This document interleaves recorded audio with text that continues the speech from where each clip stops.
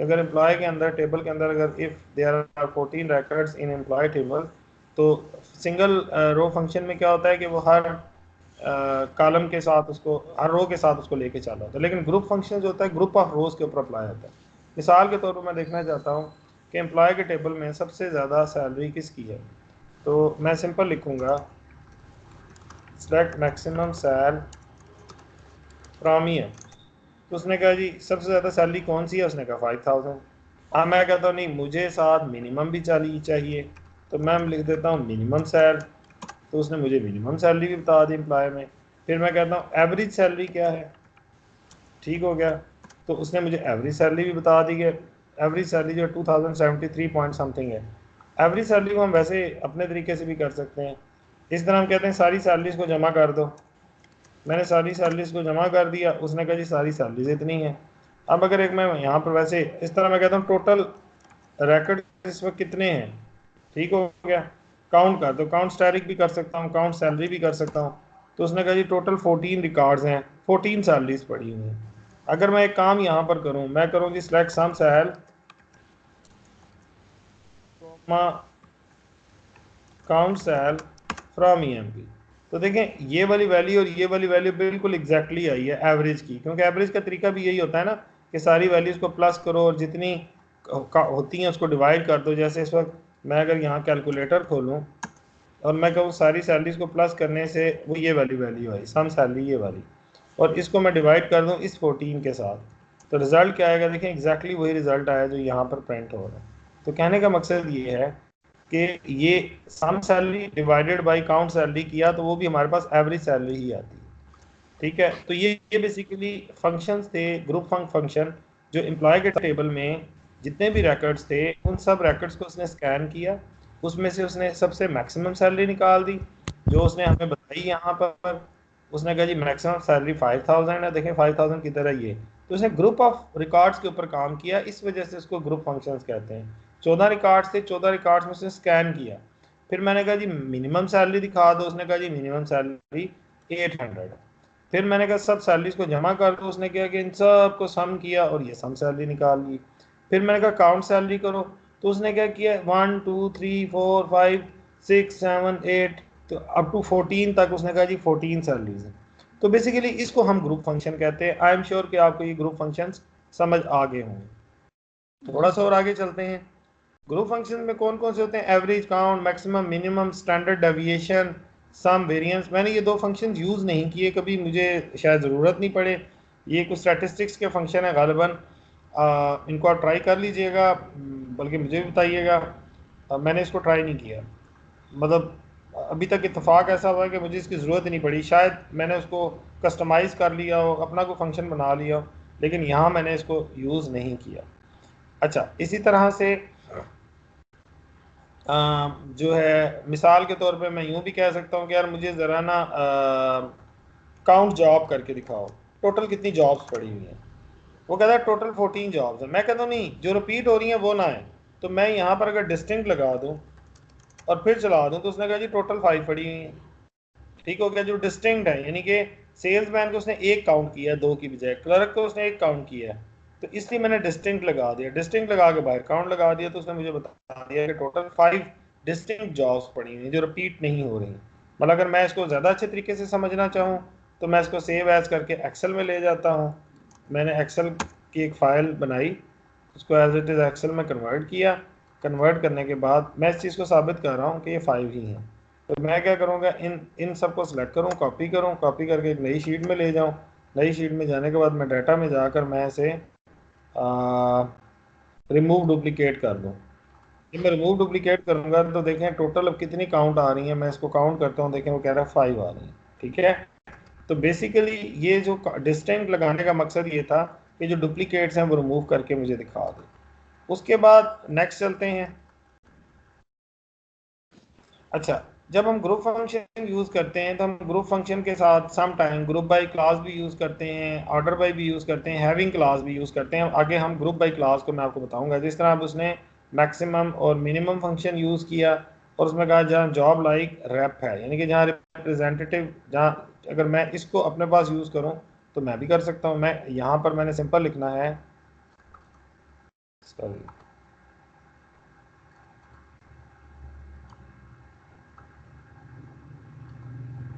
यहाँ मैं लिख देता हूँ वेयर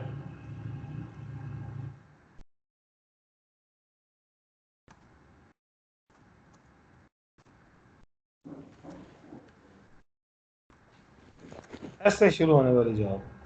वो कहता है एस से शुरू होने वाली जो जॉब है वो तो सेल्समैन है, तो सेल्समैन में जो मैक्सिमम सैलरी सेल्समैन की वो इतनी है, जो मिनिमम है वो इतने डॉलर है, एवरेज सैलरी इतनी है, सम सैलरी इतनी है।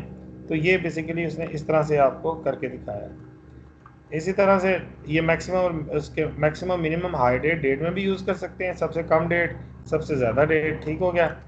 अच्छा, जो पुरानी डेट है वो कम होती है और जो नई डेट होती है वो ज़्यादा होती है, मैक्सिमम होती है, ठीक है। उसके उसने काउंट की एग्जांपल आपको दी, वो भी मैंने आपको बता दिया फंक्शन। उसके अलावा डिस्टिंग कीवर्ड आपने पहले से यूज़ किया हुआ है, मैंने भी आपको एग्जांपल में डिस्टिंग भी बता दिया। और उसके बाद कहता है group functions and null values. कहता है अगर वो यहाँ पर लिख रहा है group function ignore null values in column. मिसाल के तौर पे अगर मैं यहाँ लिखूँ सिलेक्ट, यहाँ उसने लगाया हुआ है count commission from salary from EMP, sorry, तो उसने कहा टोटल 4 है, यानी कि अगर ईएमपी में देखें तो टोटल 14 रिकॉर्ड थे, लेकिन उसने नल को काउंट नहीं किया। नल, क्योंकि नल तो कोई चीज़ होती नहीं है। हाँ, आप कहते हैं कि नहीं इसको हम ज़ीरो करके फिर काउंट कर लें, तो फिर हमें क्या करना पड़ेगा, यहाँ एनवीआर लगा लेते हैं, बड़ा सिंपल सी बात है। यहाँ हमने एनवीआर लगाया और उसको चला दिया, उसने कहा 14 है। क्यों, अब वो नल नहीं रहा, क्योंकि अब उसको हमने ज़ीरो करवा दिया है। ठीक हो गया जी। उसके बाद हम नेक्स्ट चले गए। नेक्स्ट हमारे पास क्रिएटिंग ग्रुप ऑफ डेटा। अब उसने क्या किया, average salary in employee table for each department. उसने बड़ी प्यारी बात की, उसने कहा कि जी अब मुझे एवरेज सैलरी चाहिए, मुझे निकाल लेते हैं, ये लें एवीजी सैलरी फ्रॉम ईएमपी। तो कहता है नहीं, जो एवरेज सैलरी है तो पूरे सारे एम्प्लॉयज़ की आ गई, मुझे सिर्फ उन एम्प्लॉयज़ की चाहिए, जॉब वाइज चाहिए। तो मैं यहाँ जॉब लिख देता हूँ, अब मैं चलाता हूँ, मुझे एरर देगा। तो कहता है not a single group function. जब भी आप ग्रुप फंक्शन यूज़ करें और इसके साथ आपने अगर कोई कॉलम यूज़ करना है तो फिर ये मस्ट हो जाता है कि आप उसके साथ ग्रुप बाई की क्लास यूज़ करें। मस्ट कैसे है कि मैंने यहाँ जॉब लिख दिया, कॉलम यूज़ कर दिया, तो मेरे लिए मस्ट है कि मैं ग्रुप बाई यूज़ करूँ। अब ये देखें वो क्या बता रहा है, क्लर्क की एवरेज सैलरी इतनी है, सेल्समैन की एवरेज सैलरी इतनी है, प्रेसिडेंट की इतनी है, मैनेजर्स की इतनी है, एनालिस्ट की इतनी है। हाँ, हम यहाँ और ग्रुप फंक्शन यूज़ कर सकते हैं, हम कहते हैं जी मिनिमम सैलरी भी शो कर दो और साथ मैक्सिमम सैलरी भी शो कर दो और साथ सम सैलरी भी शो कर दो। तो देखें उसने बता दिया कि जितने क्लर्क हैं उसमें सबसे कम जो सैलरी क्लर्क की है वो 800 है, मैक्सिमम इतनी है, इन सबको जमा करें इतनी है। सेल्समैन की एवरेज सैलरी इतनी है, मिनिमम इतनी है, मैक्सिमम इतनी है, और ये आ गई। अब मैं यहाँ अगर काउंट लगा लूँ, काउंट भी लगा सकता हूँ। तो मैं यहाँ पर ये भी कर, इसका क्या मतलब है, अगर इस चीज़ को समझना है तो मैं आपको एक एग्जांपल देता हूँ। देखें मेरे पास यहाँ पर ये पूरा एम्प्लॉय का टेबल पड़ा हुआ है एक्सेल के अंदर। मेरे पास एक ऑप्शन होती है जिसको हम पिवट बोलते हैं। मैं इंसर्ट में गया, मैंने कहा पिवट लगा दो। उसने कहा जी पिवट क्या लगाना है, मैं कहता हूँ यार मुझे चाहिए जॉब। उसने मुझे जॉब दिखा दी, देखें जितनी जॉब्स थी वो सारी आ गई। उसके बाद मैंने कहा जी मुझे सैलरी चाहिए, लेकिन सैलरी मुझे सम नहीं करवानी, बल्कि मैं इसको इसकी सेटिंग में जाकर इसको मैं काउंट करवाना चाहता हूँ, या मैं ऐसे कहता हूँ कि मुझे एवरेज सैलरी चाहिए। मैंने यहाँ एवरेज लगा दी, उसने कहा एवरेज सैलरी इतनी है, ठीक हो गया। इसी तरह से मैं यहाँ पर और कॉलम मैक्सिमम मिनिमम भी कर सकता हूँ, लेकिन उसके लिए ज़रूरी है कि मुझे फिर सैलरी के उतने ही कॉलम चाहिए। ऐसा नहीं हो सकता कि मैं इसी को कॉपी करके मिनिमम या मैक्सिमम निकाल लूँ। तो ये स्ट्रेंथ बेसिकली ऑरिकल की होती है। बहरहाल मैं आपको एक्सेल नहीं सिखा रहा, मैं ऑरिकल सिखा रहा हूँ। मैं आपको एक और चीज़ बता दूं कि मैं रिपीट कर रहा हूँ कि ग्रुप बाई कब यूज़ करते हैं, स्पेशली उम्र के लिए। ग्रुप बाई हम उस वक्त यूज़ करते हैं कि जब हमने सेलेक्ट में, अगर तो हमने ये यूज़ नहीं किया हो, अभी भी कर सकते हैं ऐसी बात नहीं है, लेकिन अगर मैं इसको ग्रुप बाई के बगैर चलाता हूँ तो वो पूरे एम्प्लॉय के टेबल को स्कैन करेगा। अगर मैं कह देता हूँ नहीं जी मुझे डिपार्टमेंट नंबर भी साथ शो करवाओ, तो मैं अगर रन करूँगा तो वो एरर देगा। वो ये कहेगा कि अब आपने सेलेक्ट में चूँकि कॉलम यूज़ किया हुआ है डिपार्टमेंट नंबर, अब मुझे, अब वो कह रहा है 10 डिपार्टमेंट में इतने हैं, 20 में इतने हैं, 30 में इतने हैं। तो अब आपको ये डिपार्टमेंट वाइज ये चीज़ दिखा रहा है। तो ये जो उसने एग्जांपल दी थी उसने यही बताया था कि अब average salary in the employees table for each department, her department का वो एवरेज सैलरी निकाल रहा है, तो हमने ना सिर्फ एवरेज निकाली है बल्कि बाकी सैलरीज भी निकाल ली है। आई होप कि आपको ये चीज़ समझ आ गई होगी। तो वो कहता है you can divide rows in in a table into smaller group by using group by function. हम ग्रुप्स के हिसाब से चलते हैं। मिसाल के तौर पे मैं कहता हूँ मुझे जॉब भी चाहिए, डिपार्टमेंट भी चाहिए, मैंने 2 कॉलम दे दिए हैं, तो मुझे यहाँ पर भी 2 कॉलम देने हैं। अब वो कहता है अब ये ग्रुप बना है 20 और क्लर्क का। अब देखें 20 और क्लर्क यहाँ रिपीट नहीं होंगे, 20 और क्लर्क का एक ग्रुप बना। वो कहता है जहां पर भी एम्प्लॉय के टेबल में 20 डिपार्टमेंट है और क्लर्क की जॉब है, एवरेज इतनी है, मिनिमम इतनी है, मैक्सिमम इतनी है। अब उन्होंने 2 कॉलम्स का ग्रुप बना लिया। तो ये आपकी मर्जी होती है, आपकी रिक्वायरमेंट होती है कि आपने उसको ग्रुप बाई में कितने कॉलम यूज़ करने हैं। उसके बाद ये आपकी रिक्वायरमेंट होती है। उसके बाद ये मैंने ग्रुप बाई क्लास मैंने आपको बता दी है, ग्रुप बाई क्लास की उसने एक और एग्जांपल दे दी। उसके बाद ग्रुप मोर देन 1 कॉलम, हम एक से ज़्यादा कॉलम भी यूज़ कर सकते हैं। देखिए उसने डिपार्टमेंट के साथ जॉब भी यूज़ कर लिया, मैंने भी यहाँ डिपार्टमेंट के साथ जॉब यूज़ करवाया आपको, ठीक है। उसके बाद नेक्स्ट चलते हैं। नेक्स्ट उसने कहा जी group by class on multiple columns, तो मैंने ग्रुप बाई क्लास और मल्टीपल कॉलम मैंने भी आपको बता दिए, यहाँ पर मैंने 2 कॉलम डाल दिए, ठीक हो गया। उसके बाद नेक्स्ट चलते हैं जी इलीगल क्यूरीज। इलीगल क्यूरीज क्या है कि आपने सिलेक्ट स्टेटमेंट में डिपार्ट कॉलम का नाम दिया, ये कॉलम का नाम है, और साथ एक ग्रुप फंक्शन लगाया, लेकिन आपने इसको ग्रुप बाई क्लास नहीं दी, तो आपको एरर आएगा not a group by, not a single group function, के ये आपको इसमें यहाँ पर ग्रुप बाई क्लास लगानी है क्योंकि आपने यहाँ कॉलम यूज किया हुआ। आगे चलते हैं। उसके बाद उसने एक और एग्जांपल दे दी। अब नेक्स्ट जो हम चीज़ पढ़ने जा रहे हैं वो हैविंग है। मिसाल के तौर पे मैं यहाँ से जॉब ख़त्म कर रहा हूँ आपकी इजाज़त से, और यहाँ पे मैंने यहाँ से जॉब भी यहाँ से भी ख़त्म कर। अब मैं यहाँ लिखता हूँ, मैं कहता हूँ मुझे डिपार्टमेंट चाहिए और उनकी एवरेज सैलरी चाहिए, मैं ये बाकी चीज़ें भी यहाँ से उड़ा देता हूँ। नहीं जी, मुझे डिपार्टमेंट और एवरेज सैलरी मिल गई। अब मैं कहता हूँ मुझे वो एवरेज सैलरी चाहिए जिनकी वैल्यू जो है वो 1600 से ज़्यादा है या 2000 से ज़्यादा है। तो मैं लिखता हूँ where average salary is greater than 2000। अब मैं क्यूरी रन करूँगा, मुझे एरर आएगा, ठीक हो गया। वो एरर, पहली बात तो ये है कि वेयर कंडीशन फ्रॉम के बाद लगती है, पहला एरर तो ये है। देखिए अब एरर सही है, ग्रुप फंक्शन नॉट अलाउड है। वेयर कंडीशन में आप कभी भी ग्रुप फंक्शन नहीं लगा सकते। अगर आपने ग्रुप फंक्शंस को फिल्टर करना है तो उसके लिए आपके पास हैविंग क्लॉज होती है। देखिए अब परफेक्ट हो गया। पहले अगर मैं इसको कमेंट आउट करूं तो ये देखिए 3 रिकॉर्ड आ रहे थे। अब मैं कहता हूँ नहीं जी ग्रेटर देन 2000, तो ग्रेटर देन 2000 जो है ये तो नहीं है, ये 2 हैं। तो इसने क्या किया, मैंने यहाँ हैविंग लगाई और ये ग्रेटर देन 2000 आ गया। इसको मैं यहाँ पे रख के यहाँ भी रख सकता हूँ। हैविंग आपकी ग्रुप से ऊपर भी आ सकती है और हैविंग आपकी ग्रुप से नीचे भी आ सकती है, और बेसिकली मैं आपको यही बताने जा रहा था। उसके बाद मैंने कहा जी रिस्ट्रिक्टिंग ग्रुप फंक्शन, मैंने आपको हैविंग क्लास बता दी, इसने हैविंग क्लास की एक और एग्जांपल ले ली, इसने हैविंग क्लास की एक और एग्जांपल ले ली, ये नीचे इसने एक और एग्जांपल ली है हैविंग की। और इसी तरह से नेस्टेड ग्रुप फंक्शंस भी हो सकते हैं। वो कहता है एवरेज सैलरी निकालो, मैंने निकाल ली, लो जी मैंने यहाँ से मैं कहता हूँ मुझे एम्प्लॉय के टेबल में एवरेज सैलरी चाहिए, लो जी। और यहाँ पर मैं कहता हूँ मुझे कोई ग्रुप श्रुप फंक्शन नहीं चाहिए, ये उसने निकाल दी, ठीक हो गया। उसके बाद मैं कहता हूँ नीचे मैंने उसने नीचे ग्रुप बाय डिपार्टमेंट भी दिया हुआ है तो मैं वो भी दे देता हूँ, ये ले। अब वो कहता है कि मुझे एवरेज सैलरी जो है ना इसमें मैक्सिमम चाहिए, तो मैं यहाँ पर मैक्सिमम लगा देता हूँ कि इन सब में मैक्सिमम कौन सी है, मैक्सिमम एवरेज सैलरी किसकी है। और यहाँ अगर मैं डिपार्टमेंट नंबर भी दिया हो तो मुझे डिपार्टमेंट बता देगा। वो कहता है जी अब फिर मुझे यहाँ पर ग्रुप बाई क्लास लगानी पड़ेगी, department number from EMP group by dept number, dept number ही है ना, तो dept number, not a single group function, group by लगाया तो वह अलग लगाया।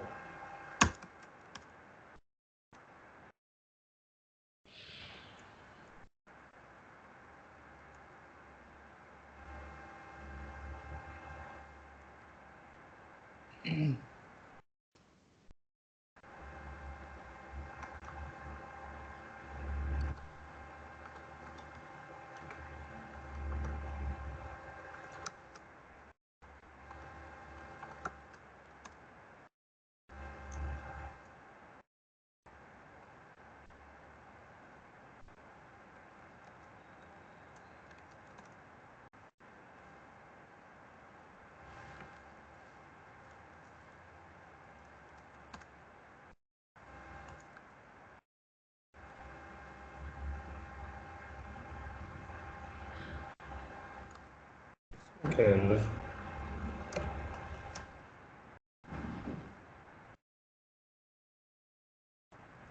एक सेकंड,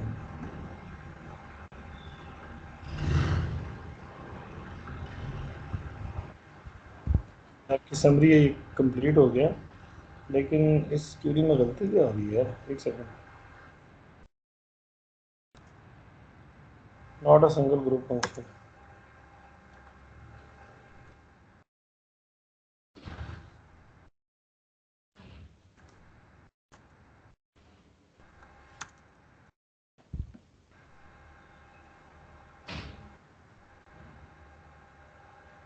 ग्रुप बाय मिक्स यार इसमें कोई एरर होना नहीं चाहिए। ग्रुप बाय, और यहाँ पर मैंने लगा दिया maximum salary group by department number. मैं चाह क्या रहा हूँ, ये यहाँ पर बताना क्या चाह रहा है? एक सेकंड, स्लाइड में group by function can be nested to a department of two. The slide example display the maximum average salary। अब मैंने मैक्सिमम लिख दी यहाँ पर, मैक्सिमम एवरेज सैलरी। उसने पीछे मैं डिपार्टमेंट इसको नंबर ना नहीं नहीं, इसमें कोई वो नहीं है, कोई और इसमें साइंस है। मैं इसको नेक्स्ट क्लास में आपको एक्सप्लेन कर दूंगा ऐसा क्यों कर रहा है। खैर एनी, टाइम नहीं वेस्ट करते, आगे चलते हैं। ये जी हमारा चैप्टर ये भी एंड हो गया है। इसको आप एक दफ़ा देख लीजिएगा, इसकी एग्जांपल्स को कम से कम 3 दफ़ा करें और फिर आपका होगा। यहाँ तक क्लियर है या कोई कन्फ्यूजन है? सर एनवीएल 2 फंक्शन सर, एक तो सिंपल एनवीएल होता है, एनवीएल 2 अगर थोड़ा सा उस पर सर। चलें वो भी हम देख लेते हैं, पहले हम जो अपना वो चल रहे हैं उसको लेके चलते हैं, उसको पूरा मास्टर में देख लेंगे। अच्छा, उसके बाद नेक्स्ट जो चीज़ है वो है displaying data from multiple tables. कि अगर आपने मल्टीपल टेबल से डेटा को एक्सट्रैक्ट करना है, मिसाल के तौर पे हमारे पास 2 टेबल्स हैं, ठीक है। एक टेबल जो है वो है डिपार्टमेंट का, और एक टेबल जो है वो हमारे पास एम्प्लॉय का। अब देखें, अगर आप गौर से देखें तो स्मिथ का डिपार्टमेंट 20 है। डिपार्टमेंट का नाम क्या है 20 का? उसके लिए मुझे डिपार्टमेंट के टेबल में जाकर क्यूरी करनी पड़ेगी। तो उसने कहा 10 का जो डिपार्टमेंट है वो काउंटिंग है और लोकेशन है। मैं कहता हूँ कोई ऐसा तरीका हो सकता है कि मैं एक क्यूरी करूँ जिसमें मुझे इसका डिपार्टमेंट का नाम भी शो हो जाए और साथ यहीं पर लोकेशन भी शो हो जाए। यस, ये पॉसिबल है। इसके लिए हमें क्या करना पड़ेगा? इसके लिए हमें इन 2 टेबल्स को ज्वाइन करना पड़ेगा, एक ही क्यूरी लिखनी पड़ेगी। ज्वाइन करने के लिए बड़ी सिंपल सा क्यूरी होती है, अभी मैं सिर्फ आपको बता रहा हूँ। मैंने यहाँ लिखा सेलेक्ट एस्टिक फ्रॉम डिपार्टमेंट और एम्प्लॉय, फिर मैं यहाँ लिखूँगा वेयर डिपार्टमेंट का। अब डिपार्टमेंट में अब इसकी की देखनी है, डिपार्टमेंट का डिपार्टमेंट नंबर। मैंने लिखा department dot department number is equal to EMP dot department number. कि अगर ये दोनों को मैं ज्वाइन कर लूँ, अब अगर आप देखें तो अब आपको यहाँ पर डिपार्टमेंट 10 ठीक हो गया, और उसकी अकाउंटिंग, उसकी लोकेशन, फिर ये एम्प्लॉय नंबर। अगर आप इसको कहते हैं कि नहीं पहले मुझे एम्प्लॉय के सारे कॉलम नज़र आ जाएं और फिर डिपार्टमेंट के कॉलम नज़र आ जाएं, तो आप इस तरह से लिख लें। अब आपको ज़्यादा अच्छा क्लियर समझ आ जाएगा कि जनाब एम्प्लॉय ये है, ई नेम ये है, इसका डिपार्टमेंट 10 है। ये जो डिपार्टमेंट नंबर 1 आ रहा है ये डिपार्टमेंट के टेबल से आ रहा है, ठीक है। और ये डी नेम है और ये लोकेशन है। मैं कहता नहीं डिपार्टमेंट मुझे एक दफ़ा नज़र आए। उसके लिए तरीका दो हो सकते हैं। या तो आप डिपार्टमेंट के सिर्फ वो कॉलम शो करवा लें, आप कहते हैं department dot D name and department dot location, तो ये देखें ये आ रहा है। अब हमने इससे पहले जब भी क्यूरीज लिखी हमने कभी भी टेबल का नाम यहाँ नहीं डाला, ठीक हो गया। लेकिन जब हम जॉइंस लगाते हैं तो फिर हमें टेबल का नाम कॉलम के नाम के साथ प्रीफिक्स करना पड़ता है, यानी कि पहले लिखना पड़ता है।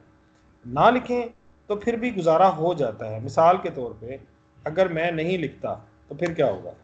मैं लिखता हूँ select employee number E name, अब मैं अलग कॉलम लिख रहा हूँ जॉब, उसके बाद मैं कहता हूँ डिपार्टमेंट नंबर, नहीं डिपार्टमेंट नंबर नहीं लिखते, हम कहते हैं जी डी नेम चाहिए और लोकेशन चाहिए। यहाँ मैं लिखता हूँ फ्रॉम EMP और कॉमा DPT। फिर मैं लिखता, अब मैंने इस दफ़ा एम्प्लॉय पहले लिख दिया, मैंने लिखा where DPT number is equal to DPT number. मैंने चलाया, उसने मुझे एरर दे दिया। एरर दे रहा है कॉलम एम्बिगियसली डिफाइंड। कि उसको एम्बिग्विटी हो रही है, उसको क्लियर नहीं हो रहा कि यार ये अब डिपार्टमेंट नंबर चूंकि इस टेबल में भी मौजूद है, इस टेबल में भी मौजूद है, अब उसको नहीं पता कि तुम इस टेबल से उठा रहे हो या इसको इस टेबल से उठा रहे हो।